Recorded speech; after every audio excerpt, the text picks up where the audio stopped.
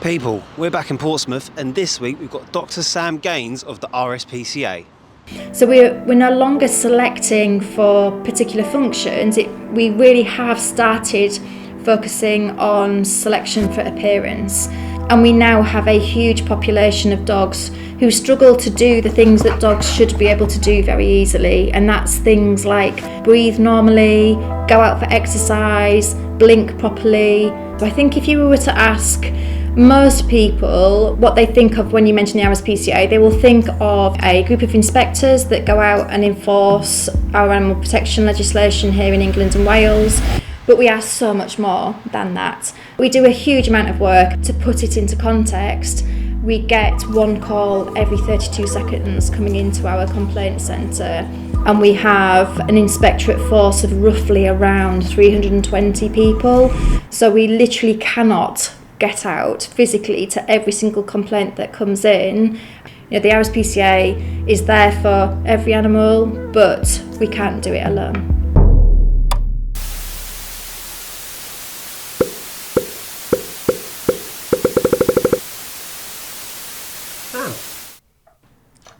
Welcome to the What's Going On show. Great, thanks Alec. It's great to be here with you. Yeah, I'm really looking forward to this one. I'm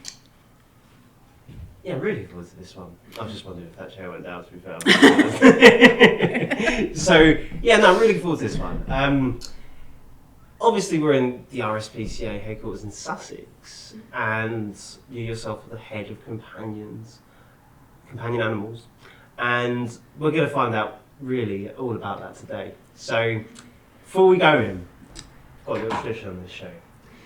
Instead of me giving you an introduction, I'll give you a little one. I like to just give it straight over to you. Okay. So, who in a nutshell is Samantha Gaines? I am Dr. Sam Gaines. I am head of the Companion Animal Science and Policy at the RSPCA, and in a nutshell, I guess I am here because I really genuinely want to make a difference to animal welfare, and particularly dogs. I'm a dog welfare specialist at heart, and that is what motivates me every day. Interesting. Nice, okay. So, let's go straight in. So you say you're a dog person. Where did that stem from? So pretty much I think from being a child. So I was really lucky in that I grew up with lots of animals. I had rabbits from being 6 years of age, and I was just always desperate for a dog. And when I turned 11, we got our first dog, was Black Labrador called Max, who was a private rehome. So basically we had some friends that were going out to Canada. They had 2 Labradors that they wanted to rehome, so we took Max. And then we had Max for a couple of years, and I was desperate then for me to have like my own dog, because Max was very much my mum's dog. And so we then ended up doing another private rehome, which was a yellow Labrador called Bess, 6 months of age, living with a family that couldn't cope with her. Very, very bouncy. So we rehomed her, and she was just awesome. I absolutely loved her with like all my heart, and she really, I guess, sort of lit a real fire around just being really interested in dogs, understanding dogs, the relationship that we have with them. I think to some extent as well, I look back at my relationship with Bess and wish that I could have done things a bit differently, because the way in which we trained dogs back in what would be late 80s, early 90s was quite different.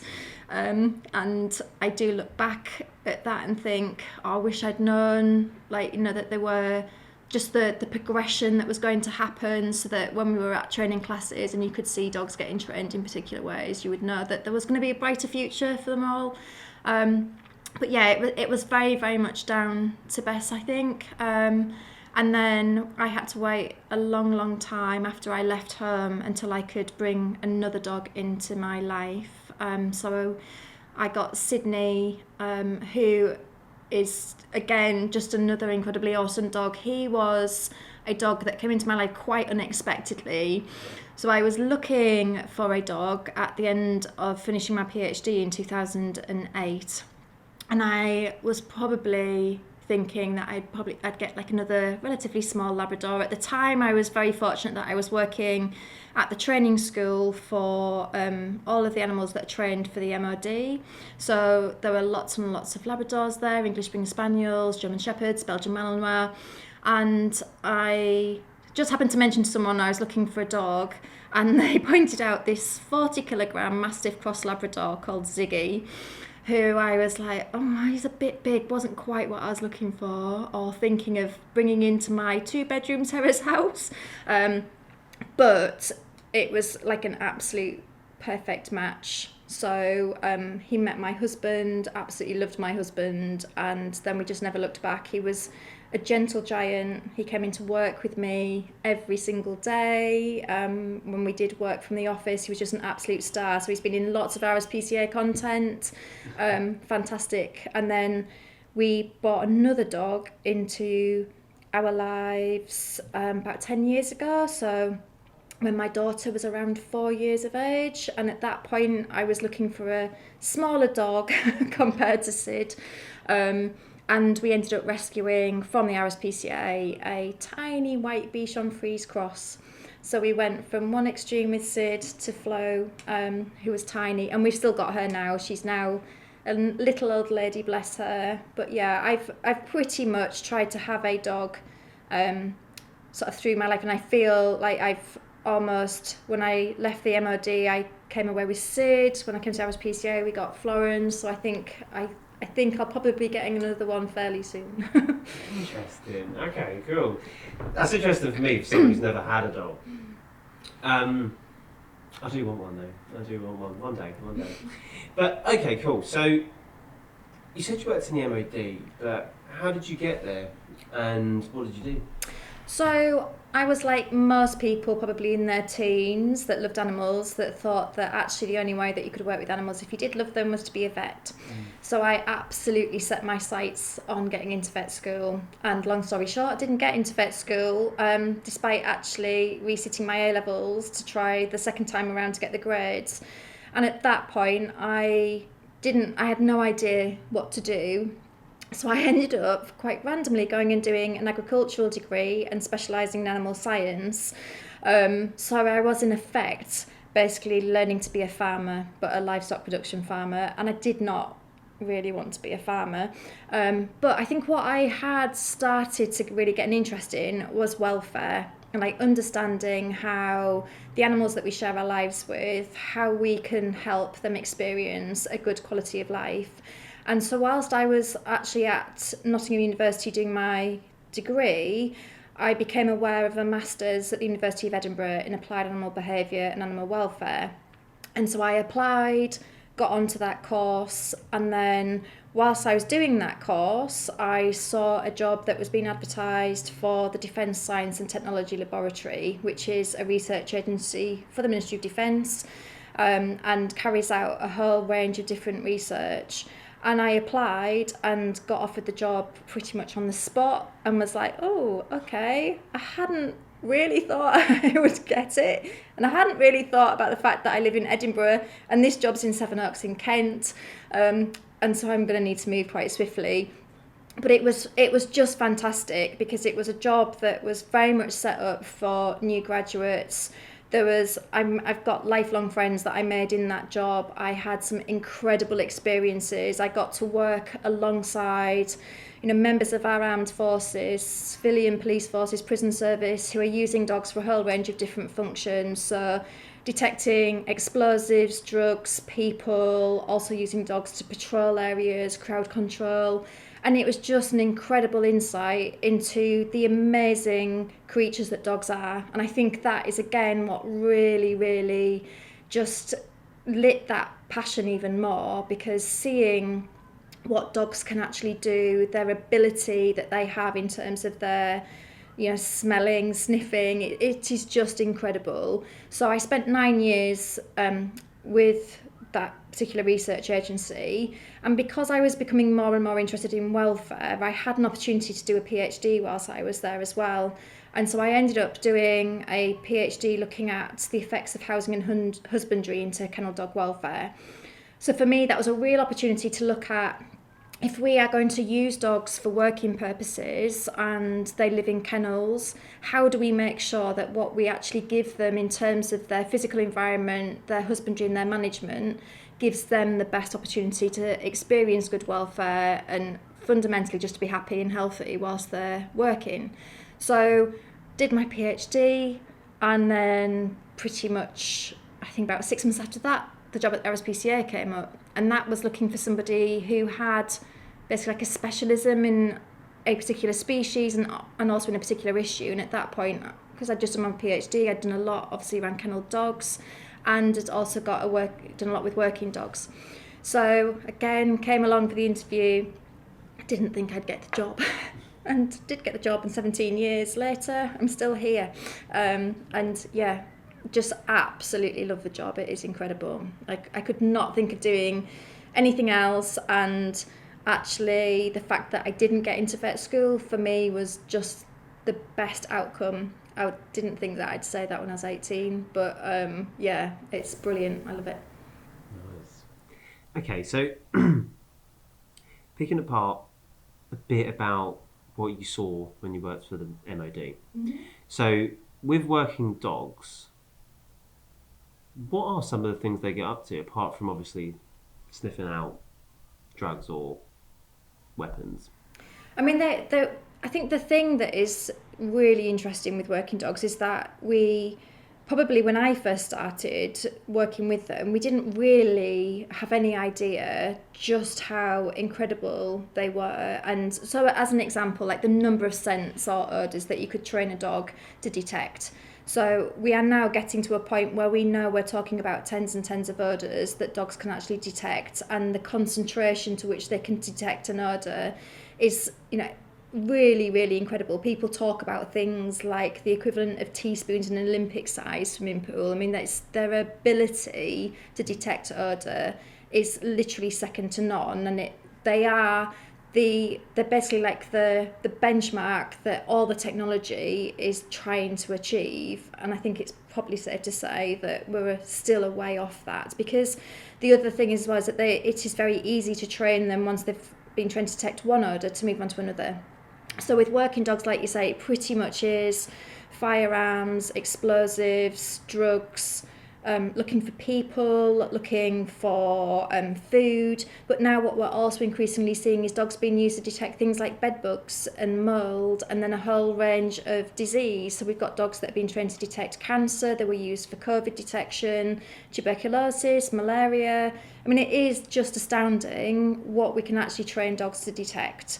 And I think what's particularly nice for dogs that are being trained to detect odour is that for them it's very much a game. The dog's basically trained that if I find this odour, I will then get a toy, which then leads to a game to my handler, who for them is the best person in the world. Everything is fun, and I think that's what's particularly nice about it as well. It really, you've got to have a good relationship between the person and the dog for the dog to work really, really well. And from the dog's perspective, it is all about having a fun time but fulfilling a really, really important function for society. No, understandable.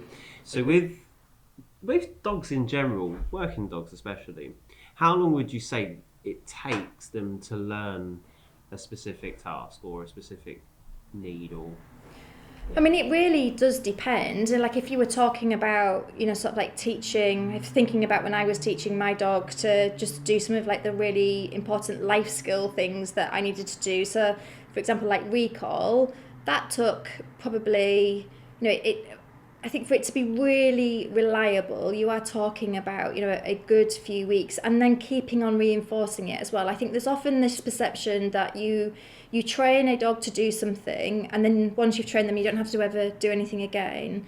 And actually, it is good to keep on making sure that they can remember the skills that you've taught them, and they have got very good memories.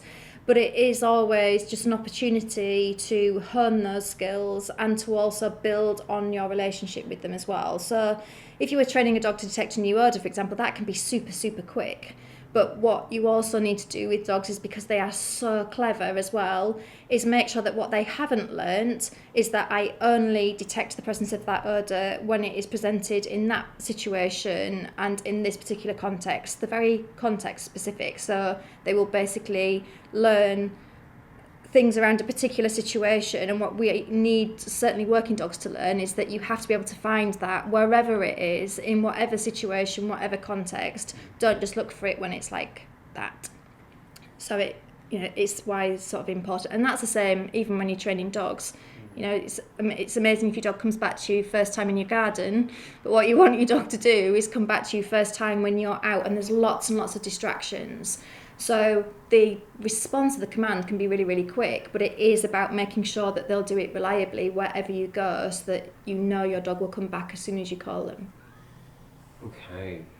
So the age-old question, can an old dog learn new tricks? Yes. Yeah, absolutely. So, and I think again, it's just, I think for me, I don't really sort of like look at it in terms of, I guess, like training dogs to do things that we want them to do. I very much look at it as a way of enhancing the relationship that we have with them. So spending time with them, getting them, like you said, to learn new behaviours or new tricks. But also, I think we still do that now with our dog, who is at least 11, because it's also, she really, really enjoys it. It's something that she really likes. So it's something that I know makes her feel happy, that she enjoys. So it's important for us to do that with her. But also just from getting her to think about things as well. So as she's getting that bit older and perhaps slowing down, these are just things that we can do with her. So a lot of it is with her, not necessarily teaching her new things, but just remembering things that I might have taught her quite a long time ago, and then just reminding her of what we do. But I have a 13-year-old that lives in my house, and she really likes doing new tricks with her as well. So yeah, she definitely is learning new tricks as an old dog. That's good. That is good. So, okay. So moving on then to the RSPCA. So what are some of the misconceptions that the public have about what the RSPCA do? We'll start with that. Well, I think it's probably like less of a misconception and rather just a lack of understanding of what the RSPCA actually does. So I think if you were to ask most people what they think of when you mention the RSPCA, they will think of the RSPCA as having a group of inspectors that go out and enforce our animal protection legislation here in England and Wales. They'll think about us going out and investigating cases of cruelty and neglect and doing those investigations and potentially taking forward prosecutions. And they'll also think about our role in rehoming. So I think people typically think we are a rescue and rehoming organisation, but we are so much more than that. So we do a lot of work to prevent animal cruelty. It is the Royal Society for the Prevention of Cruelty to Animals. That P is really important. So we do a lot of work around prevention through education, but also the department that I sit in, one of our roles is to basically create policy, legislation, behaviour change so that animals get that opportunity to experience a good quality of life. So we will do a lot of advocacy work, campaigning for change, whether that's at government level, with industry, with corporate bodies, other stakeholders, including members of the public. And people don't necessarily see that because a lot of it is behind the scenes. So they might see some of our campaigns that we've done, but they won't necessarily be aware of the work that we do, say for example at Parliament, where we are going and speaking to MPs to raise awareness with them around animal welfare issues and also trying to get change to legislation. So we actually have a large number of people within our directorate who very much are focused on exactly that. We're looking at advocacy. How do we actually change society so that animals have a better future and have that opportunity for a good quality of life? So there's a lot that people don't see, and we're a massive organisation. I think that's the other thing. We work across England and Wales. We have a large number of national animal centres, but we also have a lot of branch animal centres, and they are basically independent charities but have the RSPCA's logo, but they raise their own money and they are able to use that money autonomously, so they can choose what they want to do. The national RSPCA, I think probably people might be surprised as well that we don't receive government funding. We are a charity, so all of the work that we do in terms of investigations and rescue is funded through public donations, and we are reliant upon that, and obviously very grateful that those people who choose to donate to us. But we do a huge amount of work. I mean, we, just as an example, last year investigated over 61 complaints of cruelty, and it's frightening and deeply distressing to think about the scale, unfortunately, of cruelty that we actually witness in England and Wales and the degree of suffering experienced by animals. But thankfully the RSPCA is here, and we will absolutely do our best with the inspectorate force that we have to get out to those complaints. But to put it into context, we get one call every 32 seconds coming into our complaint centre, and we have an inspectorate force of roughly around 320 people. So we literally cannot get out physically to every single complaint that comes in, and so we are heavily reliant as well upon the public to help us where they might see an animal in distress. We are increasingly reliant upon the public to help us, for example, take animals to the vet or to contact other organisations to help, because the RSPCA is there for every animal, but we can't do it alone. So what cruelty to animals then? Can you give us some examples of what that is? Yeah, so I think again probably what people would unfortunately associate with the RSPCA. So, examples of dogs who have been abandoned in properties, who may have been subject to some really horrific cruelty. So we do unfortunately still see large numbers of dogs who are being beaten, or who are unfortunately being killed at the hands of people. We see cats, unfortunately being shot with air rifles. We're seeing an increasing number of cats being catapulted by with young people basically using catapults on cats. But unfortunately no animal is safe from cruelty and suffering at the hands of people. So we see also a lot of wildlife as well that are being persecuted, hare coursing, for example, fox hunting, a whole range of activities that, despite being illegal, people are still involved in. So the cruelty is very wide-ranging, and some of it obviously causes horrific suffering. But what the RSPCA is also here for as well is to try and ensure that every animal has their welfare needs provided for. So we have another piece of legislation that we're responsible for enforcing, which is called the duty of care. And that places on every person who has responsibility for an animal to basically provide for their welfare needs. And that is around giving an animal a suitable place to live, making sure they've got a suitable diet. Do they have that ability to exhibit animal behaviour? Do they have the right company, which is really important if we think about dogs that really want people around them? And are they protected from pain, injury, suffering and disease? So the RSPCA's inspectors will also have an ability to be able to intervene at an early stage if they think that an animal is suffering and that they're going to suffer because they're not having those welfare needs provided for. The RSPCA inspectors can actually intervene and give advice.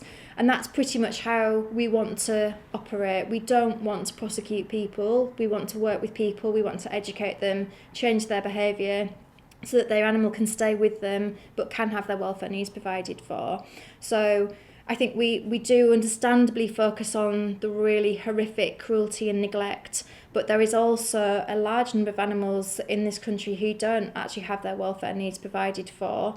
And whilst they may not fall into that cruelty and neglect group, they still are not experiencing good lives. They're not happy, they're not healthy. And so the RSPCA has a very big role there as well to make sure that we give those animals that chance to experience better welfare. Deep. Yeah, it's really a sensitive topic, isn't it? So you mentioned there's a rise in people using catapults on cats. Are there any other trends that people might not know about that are happening around the country? So there is one trend right at this moment that I actually think a lot of people probably are aware of, but they might not be aware of the risk that it poses. So I I think you may well have come across the new Ice Bucket Challenge that from Mind, absolutely excellent cause, and the more people understand about mental health, the better. But unfortunately, what we're now seeing is people actually using their dogs in the Ice Bucket Challenge. So I was just looking at social media yesterday, and there are lots of reels out there of basically people putting their dogs on chairs in the garden and then pouring ice and really cold water over their head. And, I think this is just one of those trends that people get involved in but don't think about the ramifications and the consequences or what it's like for the dog from their perspective. So, it's really, really difficult to understand, I guess, why people try to involve their animals in some of these trends, other than it's happening on social media. There might be peer pressure, they might be doing it for likes. But that's a really good example of where we're putting dogs in a situation that they do not understand. And for some dogs, they really are not going to like having unexpectedly a bucket of water thrown over their head that is really cold. And I think that some people will respond and say, well, it's just a bit of fun, or my dog really likes water. But the negative consequence of this is that it could potentially damage your relationship with dogs, because this is something that your dog doesn't expect. Your dog might not actually like having water thrown over their head, and certainly having watched some of the videos myself and looking at the behaviour of the dogs, these are dogs that are really worried by the experience, and in lots of cases the dogs just run straight off. These are dogs that have actually been frightened by what has just happened. So I would just plead to people that when we've got these sorts of social media trends that are very much aimed at people, that we don't pull in our pets to take part. So that's one example, but we had one a couple of years ago as well, which was around showing cats cucumbers. And the cats were visibly frightened by the fact that there was something that they'd never come across before, didn't know what it was, but lots and lots of people engaged in the trend. And the RSPCA did put out information, and it's difficult because we don't want to come across as the fun police, but I think we have a very important role to raise awareness and to try and change behaviour of people where they may be, just through a lack of understanding, putting their pets into situations that's going to frighten them, but also really risks the relationship that we have with pets, because so many of us have dogs and cats in our family. We treat them as family members. We absolutely love them, and they are really cherished parts of our family. And unfortunately, putting them into those sorts of situations really has the potential to damage that relationship. And I think most of us wouldn't want to do that if we actually thought that was going to be the outcome. Wow. So when a relationship is damaged within, owner or person and animal, what do you then start to see? How do you start to see the animal acting? So, I think a really good example is probably, dogs or cats that become quite fearful around their owners. So you may see, certainly like with cats that might want to hide away, or with dogs might be reluctant to come towards someone. So, dogs are incredible in that despite what people do to them, they are still really, really trusting. They still want to be with people, but you can absolutely see like a change in their demeanour and their character. So you might see a dog who really wants to be with someone but is quite nervous, so they might be lip licking their ears, might be back their tail between their legs, a bit lowered on the floor. What they might also do is roll onto their side, show their tummy, which is basically them saying to you, I'm feeling a bit worried, but I'm not a threat. So they're trying to reduce the situation so that they don't feel threatened, and they're trying to communicate to us. So we can see sort of changes in behaviour where dogs are trying to tell us that they feel worried, they feel fearful. And dogs are incredible communicators. We have co-evolved with dogs over many thousands of years. And we forget that through that process of co-evolution, dogs have actually learned to read us really, really well. And they will, for example, do things that no other animals actually do. And good examples of just how effective they are at trying to communicate with us is that they will follow finger pointing.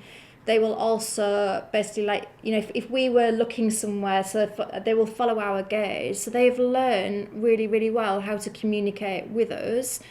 We are not good at reading dog behaviour, that's for sure. So exactly what you're saying, in terms of when relationships break down, people are not very good at recognising where actually our dogs are trying to signal that they're not very happy. So and that's a hard message, I think, for people to hear. And also we often will misinterpret behavioural signals as well. So classic examples are, you know, the wagging tail. Everyone thinks that dog who's wagging his tail is happy, and he's not always happy. It's really important when we are trying to understand what our dogs are telling us that we look at all of their body, and not just one particular feature, because if we were to just look at a wagging tail, or just look at the position of the ears, or just look at their mouth, we might actually we might actually think that their dog feels a very different way to how they actually feel.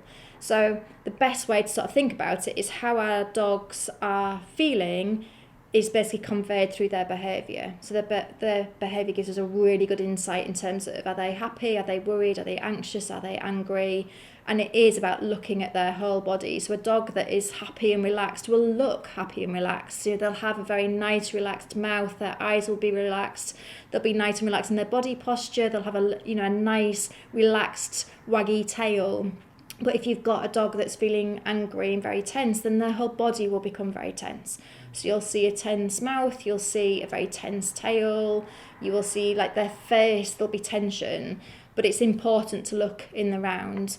And I think the other thing that's definitely worth saying is that although dogs are incredibly good at communicating to us how they feel, we have also altered their ability to tell us how they feel by selecting for some particular physical features. And I think some really good examples of that are things like flat-faced dogs, or dogs that don't have tails, because that's normally what they'd be using to tell us how they feel. And we have selected for certain features that make it really difficult for dogs to communicate with those different body parts. And I think, again, once you start to look at what we've done to dogs and how we've affected them, becomes quite a difficult topic as well of conversation. It's quite hard to look at what we've done to dogs over the past 100 years in terms of selecting for certain features and breeding dogs in a certain way. It's had a huge impact on dogs as we now know them. Yeah. So would you say breeding or crossbreeding is bad?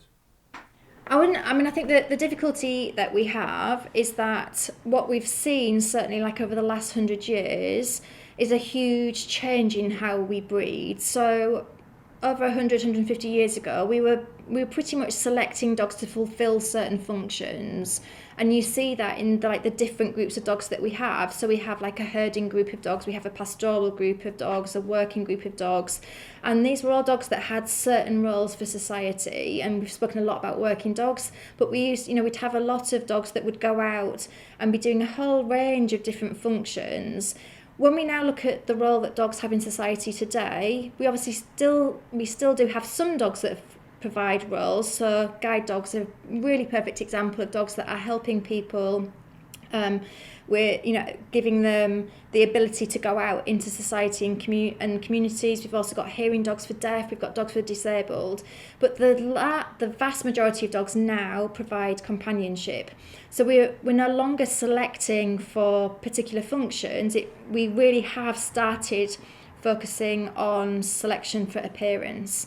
And unfortunately, what we have seen is that when we start to select for appearance, and certainly things that people find cute, it comes at a huge cost for dog welfare. And I think the best example, although there are sadly a lot, are flat-faced dogs. So dogs that have got flat faces, typically dogs like pugs, French bulldogs, English bulldogs, these are dogs that have been bred to have a very flat face and a much shortened nose and muzzle. And unfortunately, by shortening that muzzle, what hasn't happened is the tissue that would sit within that particular space hasn't got any smaller, so now it's just pushed back towards the back of the skull. And that makes it really hard for that type of dog to breathe. So by selecting for something that we think is cute because they look more like babies, what we've actually done is caused a really serious welfare issue. And we now have a huge population of dogs who struggle to do the things that dogs should be able to do very easily. And that's things like breathe normally, go out for exercise, blink properly. You know, we've got dogs that don't have tails that can't wag their tails. We've got dogs that can't cool themselves down because of the way in which they've been selected for. So we are for dogs, certainly when we're thinking about breeding and what dogs look like, in a really major welfare crisis, and that's a big part of the work that we're doing at the RSPCA to raise awareness around that, and also to ensure that breeding does select for dogs that are happy and are healthy and that can live a really good quality of life. Fair enough. So just kind of off topic, not really. So just on the point of dogs not having a tail. So there are some dogs, like an Australian Shepherd, for example, that some of them don't have long tails. But why is that? So there are some breeds of dog that, you know, genetically, as you say, they don't have a tail. So they will be dogs over many generations will have been bred basically for dogs that don't have a tail. So when we think about the common ancestor of the domestic dog, we go back to the grey wolf, and all dogs have descended from that. But what we have effectively done is we've selected for different things. So we've selected for different behaviours, we've also selected for different physical traits. And so, you know, in the same way that we've selected for dogs of certain hair length or coat type, we've also selected for some dogs that don't have a tail. But we also, as a slight tangent, but I think again something that's really important that people might not be aware of, we do see some dogs in this country that have got docked tails. And actually that is an illegal procedure in England and Wales. You are not allowed to cut a dog's tail off unless there are very strict circumstances. And you're also not allowed to crop a dog's ears. And this is something that people may have seen a bit more frequently recently. We have seen an increase in the number of dogs with cropped ears. And this is basically where a dog will have their ear flap either completely removed or the shape of it will be altered. And this is typically done with puppies around 8 weeks of age. In the RSPCA's experience, we have come across dogs where there hasn't been an anaesthetic used and there has been no pain relief. And it is hugely painful for dogs to go through this procedure, and it can have lifelong effects because it can alter the way in which they can communicate. As we've just spoken about, dogs use their bodies to signal how they're feeling. If you remove their ear, it's really difficult for them to signal to other dogs and to people how they feel. But we also know that with some dogs, they have that memory of the procedure being really painful, and they make an association with that. So if people are approaching their head, trying to touch their ears, they can find that a very frightening experience. But it is something that has been illegal for since 2006. But sadly, we are still seeing people either importing dogs with cropped ears or using the fact that we can legally import dogs with cropped ears as a smokescreen for illegal activity here. But it is a horrific procedure and something that is completely unnecessary. Fair enough. So back now to flat-faced dogs. Mm-hmm. So you say now that they've come to a point that the part in their mouth hasn't shrunk, it's just been pushed back so they can't breathe. So if they carry on being bred for years to come, what are we likely to see if that carries on? Well, I mean, I really hope that we don't get to that point, because we are already seeing, unfortunately, dogs who are struggling so much to breathe, having to have surgery and actually having really invasive surgery to remove that excess tissue. So they will have part of their soft palate, for example, removed so that they've got a much more freer airway. And we are unfortunately seeing dogs having to have that just so that they can lead a more I guess, a more natural life, in that they are better able to go out for a walk, they're better able to cool themselves down. But I think if we carry on the way that you're suggesting, and that we end up with dogs with even flatter faces, and potentially dogs with almost like a dish-shaped face, which we do on occasion see, then we are going to have dogs who absolutely cannot do the things that dogs fundamentally need to do. And I think at that point, and to be fair, we're already at the point, we have to question what we're doing to dogs. You know, this is so much, it so much feels that this is about us doing things to dogs to satisfy what we find desirable, what we find cute and attractive, but it is at a huge cost to dogs. And what we really need to do urgently is to make sure that the way in which we're breeding dogs gives them that best chance of actually living a good quality of life. And that is about ensuring that dogs have a nose, that they have a muzzle, that, you know, they look like what dogs are supposed to look like. So if we think about the Australian dingo, if we think about street dogs over in African countries or in South America, you've got a fairly good example of what a dog should look like. You know, when you then look at some of the dogs that we've now bred and that we're selecting for those real extreme features, we've diverged away from that so much that it's really hard to actually see how dogs are able to function at all because of how they've been bred. But we're hopeful with the work that we're doing with the RSPCA is that we can raise awareness for people that are thinking about getting that type of dog, to basically not get that type of dog and to look for a different type instead. But we also need to make sure that we have people who are breeding these dogs in a way that is absolutely putting health and welfare before appearance. And that's absolutely critical, because people will always want dogs. We need to make sure we've got a population of dogs who are happy and healthy and can thrive when they live with us. Makes sense. So on that then, do you need a license to be able to breed dogs? So it depends on whether you are a commercial breeder or not. So if you are someone who is breeding 3 or more litters a year, and there is also a business test that people are subjected to, which depends upon how much profit you make, then you do need to be licensed. You also then do need a license to sell as well. So, but if you are someone who is just breeding a litter once a year, you've done it because you wanted your dog to have a litter of puppies, then you don't need to be licensed.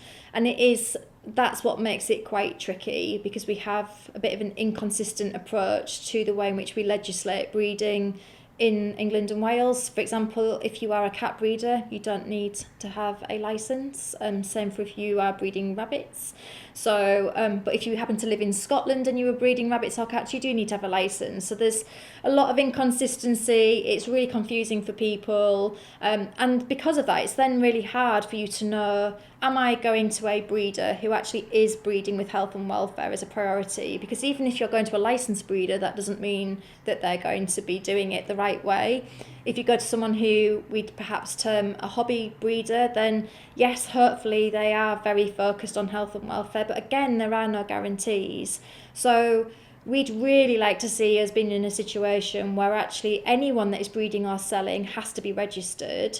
And once you start to actually get to that point where you're breeding more litters, then you have to be licensed, because at the moment it's just a complete minefield for certainly anyone that is looking at getting a puppy or a kitten. It's very, very difficult to know that the person you're going to is doing so responsibly. And we've seen new legislation coming in. For example, we had some legislation that came in called Lucy's Law, which basically means that you can only buy a puppy or a kitten under 6 months of age from the person that bred either the puppy or kitten, or you can only adopt from a rescue centre. But at the moment, we've still got legislation that allows puppies and kittens to be imported from outside of the UK. So we need, again, quite a lot of legislative reform so that we have basically a much fairer system for dogs and cats, and that they have the protection that they really need in terms of making sure that they are happy and healthy. I think ultimately that's what everybody would want. No one wants to bring a dog or cat into their home thinking that they're going to be subject to a life of suffering or potential behaviour problems because of the way in which they've been bred. But at the moment, the system that we have doesn't actually allow for that. Crazy.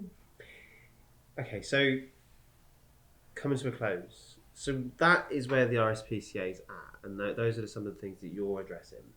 Now, legislation, it seems, is hard to obtain or achieve. Mm-hmm. So, what is the future for the RSPCA, and what is at the top of the list when it comes to getting legislation through?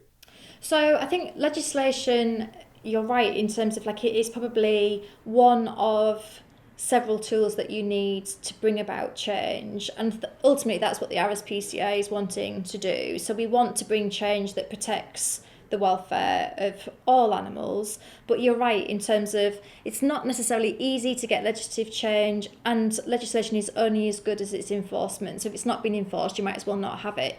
So what we also do a lot of work around is bringing about behaviour change, changing people's attitude, increasing their knowledge so that they can change their behaviour, and actually in a way that then gives animals that best chance of that happy, healthy life. And I keep on saying that.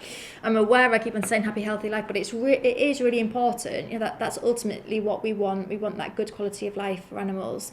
So a lot of the work that we do is not just focusing on advocating for new legislation in Parliament. It is also about doing different activities that seek to raise awareness through campaigns, for example. So we have a range of different campaign actions that we will put out through our social media that we want people to engage with, whether that is because we want them to take a pledge to do something. And for example, a good example, one of the campaigns we did last year was around fireworks, and that was about encouraging people to be a kind spark in their neighbourhood and community, and instead of having fireworks in their back garden, going to a local event so that we can actually minimise the number of fireworks that dogs and cats are exposed to, as well as wildlife, as well as horses, because typically all animals find fireworks incredibly frightening, incredibly stressful, but there is something that we can all do at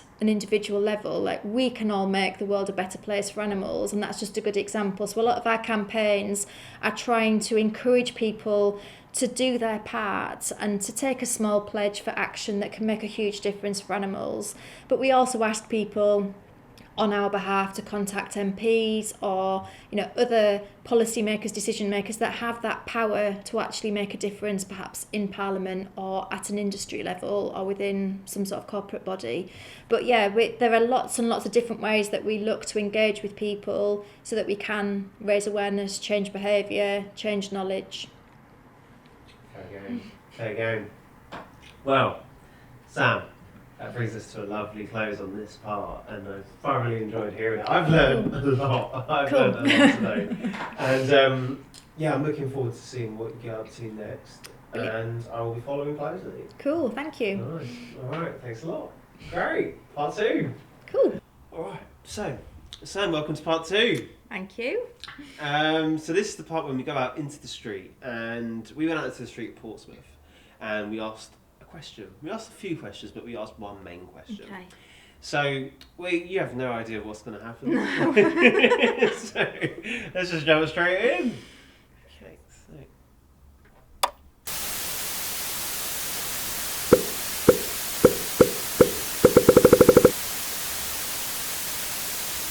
Basically, do you think there should be a criteria for people to own pets? Yeah, I reckon so. I think if you're going to own an animal and you're going to have a duty of care for it, I think it's important that whoever's selling you the animal at least takes a look and make sure you've got the kind of equipment, I guess, to cope, like the ability to feed and water and keep the animal safe, basically. Interesting. So those are your top 3. What top 3 things do you think people should have on this criteria list? So can we... Ooh. So, I mean, it's really interesting because it's really topical actually to some of the work that we're doing at the moment. RSPCA actually has always been a big supporter of dog licensing. Like, we believe that anyone that has a dog should be licensed, and I think this is even more important given the fact that we have, as I'm sure you're aware, 18 months ago we had the horrendous spate of fatalities involving dogs, and as a result of that the UK government decided to bring in the XL bully ban. Now, the RSPCA is not a supporter of legislation that focuses on certain types of dog, and we certainly didn't want to see the XL bully being banned. But obviously we do want to make sure that people are protected around dogs, that they're not going to get bitten. And we actually think that dog licensing could be a really good way of actually helping to achieve that. And we've done quite a lot of research over the past couple of years as well that has shown that actually making sure that people are responsible and that communities engage with dogs in a positive way is one of the key ways of actually keeping people safe. So that's very much the direction of travel. So listening to people already saying, yes, you know, this is sort of the avenue we should be exploring is good. Nice. I think being able to feed the animal, so maybe being able to afford food and water. I don't know. It's a hard one. Good living environment. Yeah. Maybe background check as well to see whether not anyone dodgy. Okay. So do you think there should be a Yeah, criteria? so that one is interesting, actually, talking about that like duty of care and the criteria, because as we touched on in part 1, we do have already that legal duty of care, which is, you know, around people who are responsible for animals, providing for their 5 welfare needs. But there's research that's been done by the PDSA, and actually that has shown that typically each year there's only around 17% of the people that they survey that are aware of those 5 welfare needs. So I think that in itself is really interesting, that if you were then, you know, it shows that potentially by introducing something like a registration scheme or a licensing scheme could be a good way of actually helping people understand what those welfare needs are and what actually you do need to have to ensure that an animal can basically have that happy, healthy life that we keep on talking about. So yeah, good to see. Just out of interest, sorry, what is PDSA? Oh, sorry. So PDSA is the People's Dispensary for Sick Animals. So it is another charity that works very closely with people in the community, providing veterinary care and treatment for them. Fair. All right, cool. Criteria for people to own a pet. To a degree, yeah, because when I've seen them dog attacks, yeah, you know, like when people walk around and the dog's not on a leash, like, I'm not trying to walk past you. So I think there should be a criteria, like, you need to know that you're responsible for this, like, animal you get. Like, some people aren't aware of that. Charles. I feel like you need to be financially like stable as well, because dogs are basically like kids. Realistically, like pets are actually like kids. So yeah, financially stable. Interesting. I agree. You have to take care of that pet, especially when they're pooing everywhere. You know, clean it up, especially in the public. It's not nice. There should be a criteria for. Yeah, and so I mean, again, that is really interesting in terms of the RSPCA does a lot of work in terms of trying to help people understand what it means bringing a dog into your life, and that there is time commitment, financial commitment. You have a huge responsibility. You've got that duty of care. Interesting as well about the first lady that spoke about, you know, keeping your dog under control.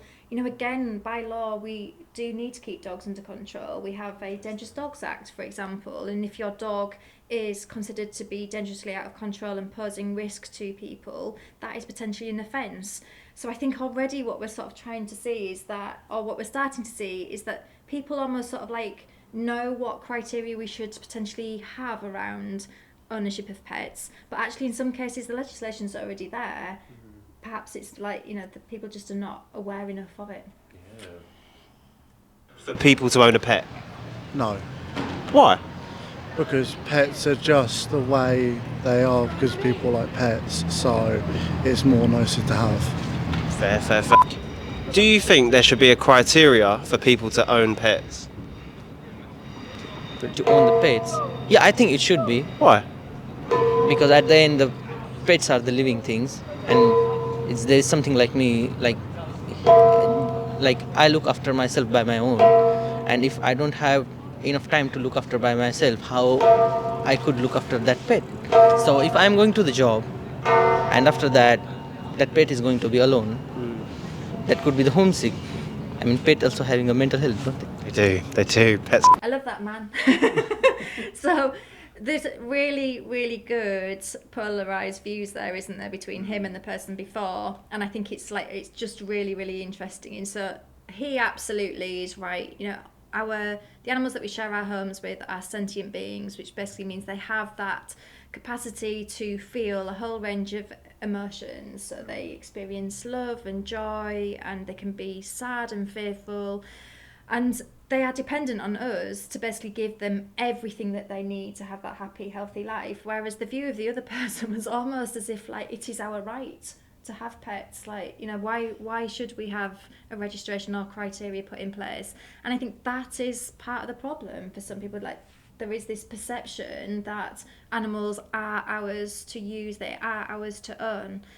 So already just that those two different opinions, I just think are really highlight the range of views that we have around pet ownership. And I think, yes, absolutely, we're going to have some people that would very much welcome a licensing or registration scheme, and other people would be like, absolutely no way, I'm not going to engage. But we actually need to understand how to engage with those people in case they do end up having pets, and how can we make sure that they do provide for their welfare needs.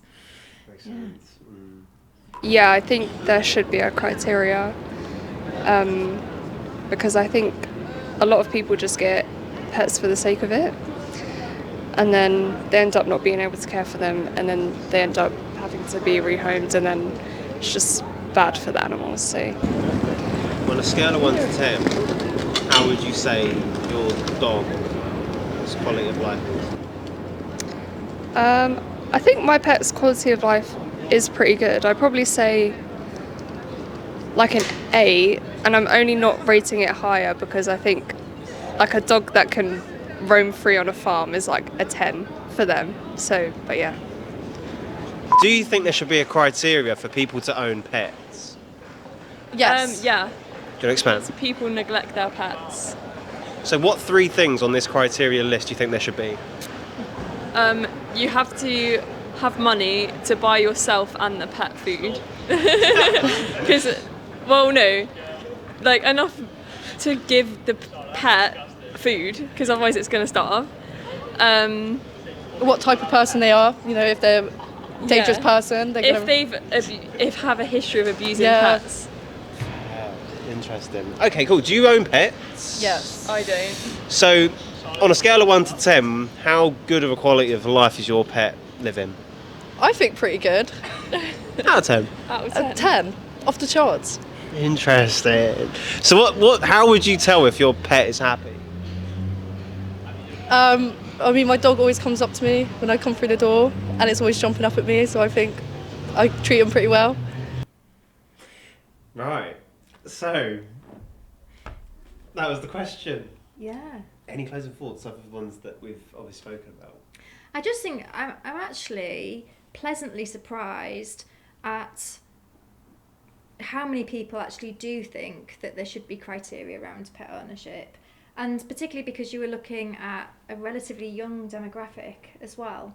So I think that in itself is really interesting, because you know, it certainly is something that is increasingly topical. It is something that we are exploring as the RSPCA, but obviously, like we've sort of touched on in the earlier part, that would require legislation, and that legislation is only going to be effective if it's enforceable. And I think what's also really interesting to see there is that you have got some people who obviously who are like, yes, absolutely, and other people that don't think it at all. So it's like how we actually incentivize people to actually do that. How then you also raise awareness, because I think for me that was probably, it will be one of my take-home messages, in that there is already legislation out there that covers what's being suggested, but people don't know about it.